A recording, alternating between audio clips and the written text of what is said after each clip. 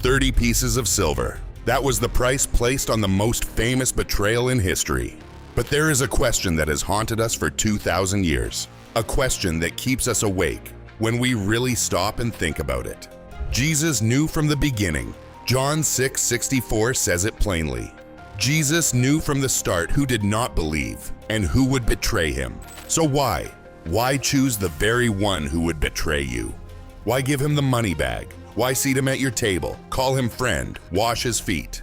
Today we are going to step into the darkest corners of this story because Judas was not a cartoon villain. He was a man, a complex, broken, disillusioned man. And that is exactly the part that hurts the most. Let's begin where no one wants to begin. Judas was chosen. He did not accidentally end up among the 12. He did not sneak in. Jesus called him, looked him in the eyes and said, "Follow me," just as he did to Peter, just as he did to John. And here is the part that makes us uncomfortable. Jesus knew what was going to happen. So his choice was intentional. It was not a casting mistake. It was not a failure of discernment. It was a deliberate decision to bring into his inner circle someone who would carry darkness within him. And that leads us to an uncomfortable truth about ministry, about community, about the church itself. Jesus shows us that the kingdom of God is not an exclusive club for perfect people. It is a hospital full of sick people, and some of those sick people will never want to be healed. But let's go deeper. Who was Judas really before he became a synonym for betrayal? The Chosen does something remarkable. It shows Judas as human. We see him laughing with the other disciples, worrying about the group's finances, having sincere ideas about how the ministry should function.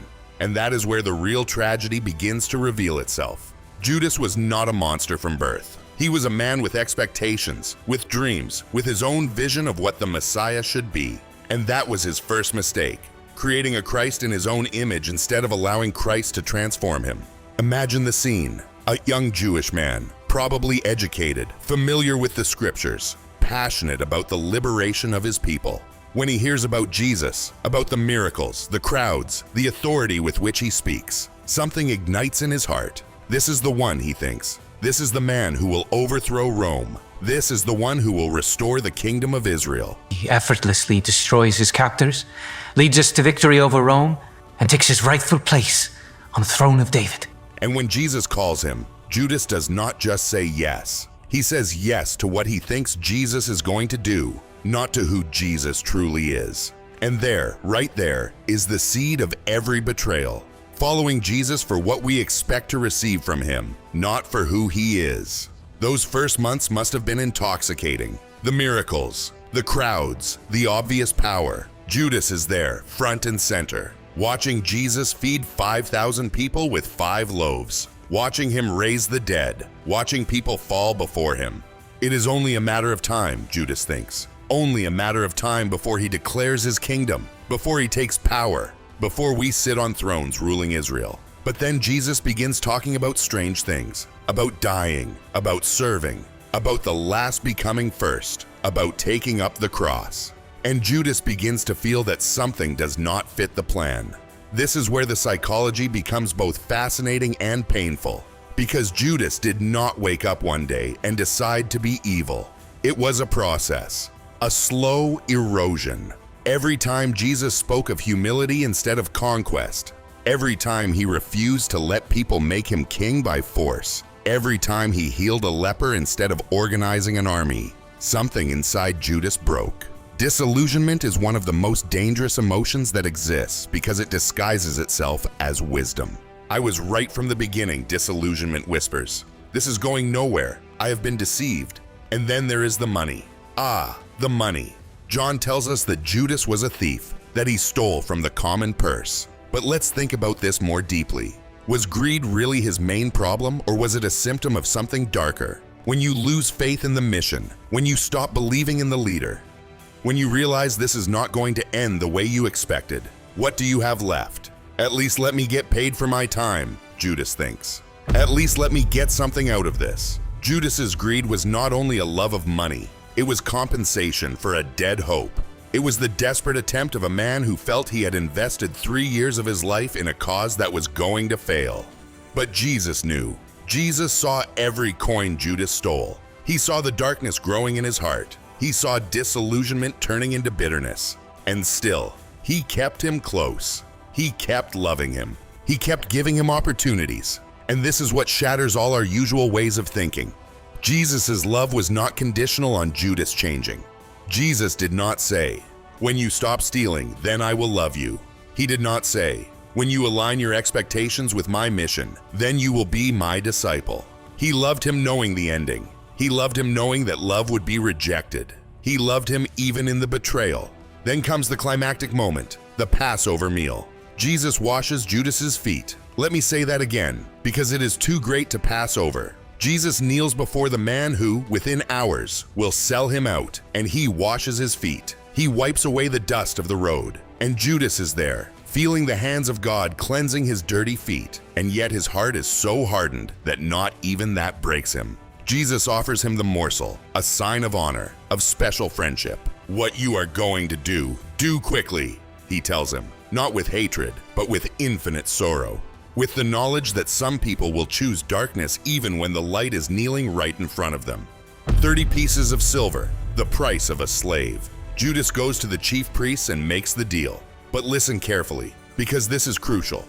Judas did not betray Jesus because he was some soulless monster. He betrayed him because he was a broken man who made the wrong choice at every crossroads. Maybe he thought he could force Jesus' hand. Maybe he thought, once they arrest him, he will have to defend himself. He will have to reveal his power. He will have to establish his kingdom. Maybe Judas believed he was speeding up the plan, not destroying it. Or maybe he was simply so disillusioned, so bitter, so tired of waiting for a kingdom that never seemed to come, that he decided at least to get something out of all of it. The kiss. My God, the kiss. The sign of betrayal is a gesture of love. With a kiss you betray the Son of Man? Jesus asks. And in that question is all the sorrow of heaven. It is not an accusation. It is a lament. It is the heart of God breaking, because one of his chosen ones is using the language of affection to carry out an act of hatred. And even so, Jesus calls him friend. Even in the moment of betrayal, Jesus does not take that title away from him. Friend, because Jesus' love does not depend on our loyalty. It depends on his nature. And then comes what no one expected. Judas sees Jesus condemned. He sees that he does not defend himself. He sees that the kingdom is not coming. He sees that Jesus really is going to die. And something breaks inside him. Not repentance at first, remorse. There is a difference. Remorse says, "I feel terrible about what I did." Repentance says, "I am going to change direction." Judas feels the crushing weight of what he has done. He runs to return the silver. "I have sinned by betraying innocent blood," he cries. But he no longer seeks Jesus. He seeks the priests. He seeks the men who used him, and they answer him with the coldness reserved for a disposable instrument. What is that to us? That is your problem. Judas is alone, completely alone.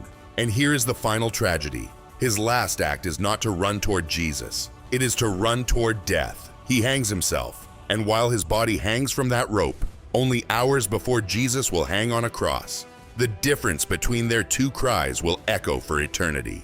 Judas dies in despair, convinced there is no way back. Jesus dies in redemption, opening the way back for everyone who has been lost. I would even dare to say, for Judas too, if he had wanted to take it. So why did Jesus choose him, knowing what would happen? Because the story of Judas is not only about Judas. It is a mirror. It is a warning.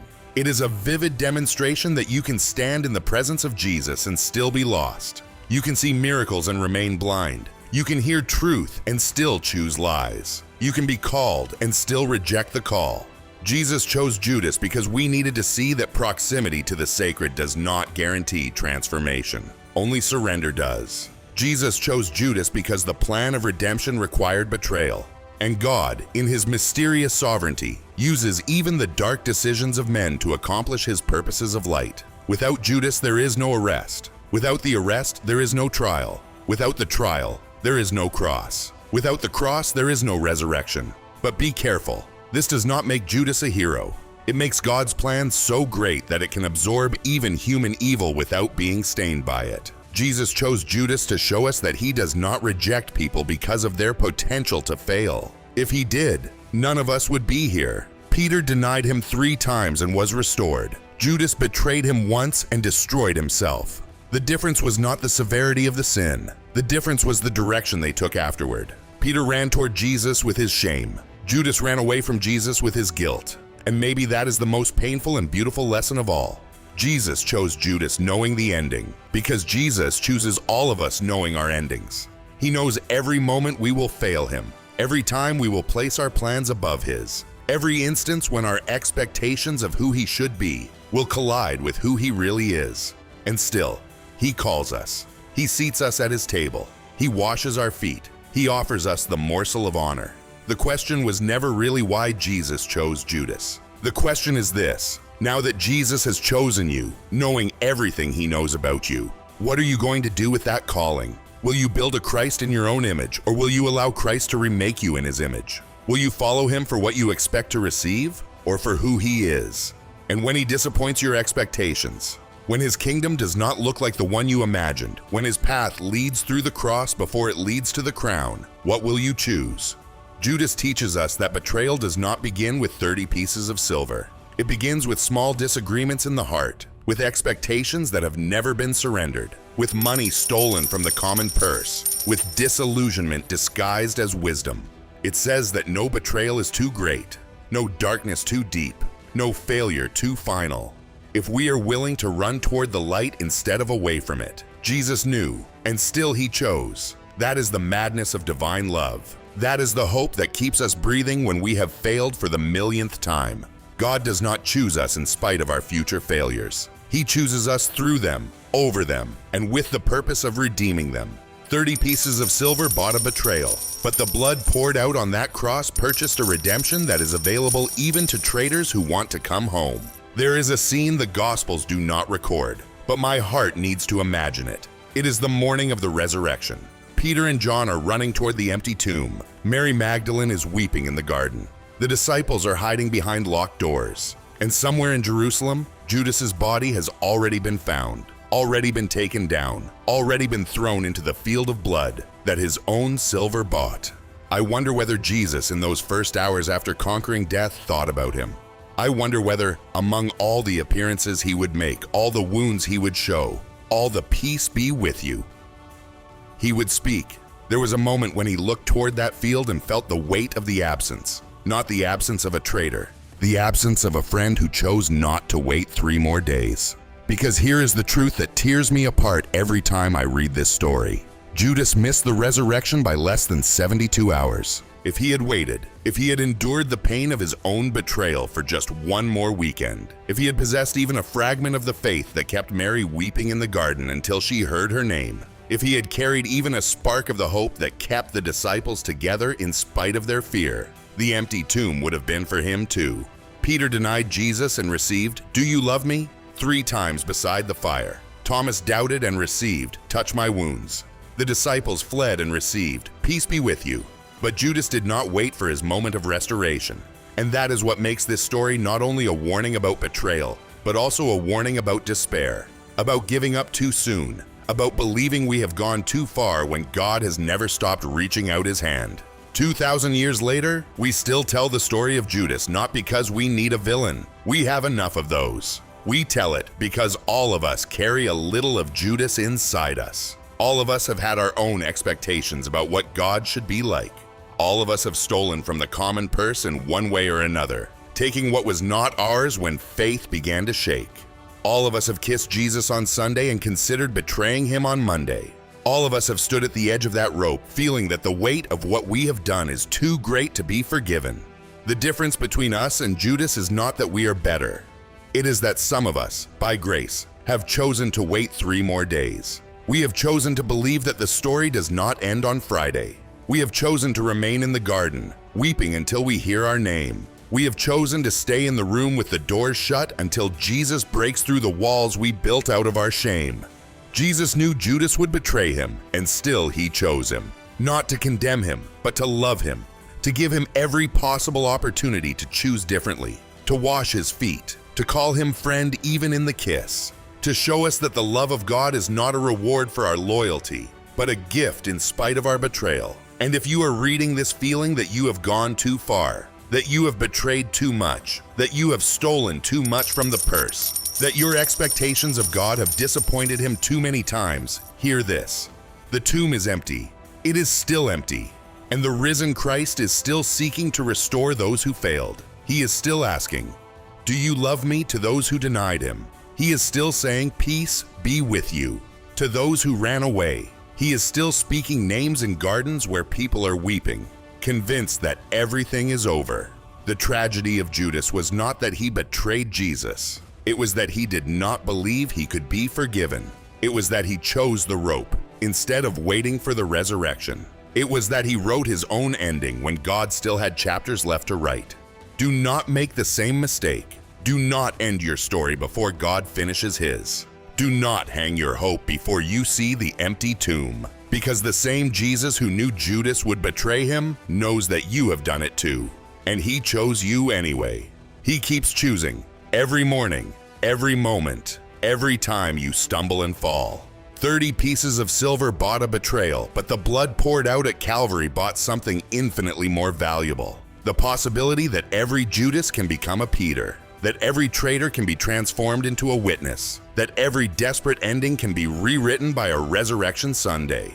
The choice, as always, is yours. But let the story of Judas remind you of this. Jesus already knows your worst version, and he chose you anyway. The question was never whether you are worthy of being chosen. The question is whether you will believe that the one who chose you is worthy of being followed, even when he does not meet your expectations, even when his kingdom does not look like the one you imagined, even when the road passes through crosses before it reaches crowns. Judas shows us how the story ends when we run away from grace, but all the other disciples show us how it ends when we run toward it.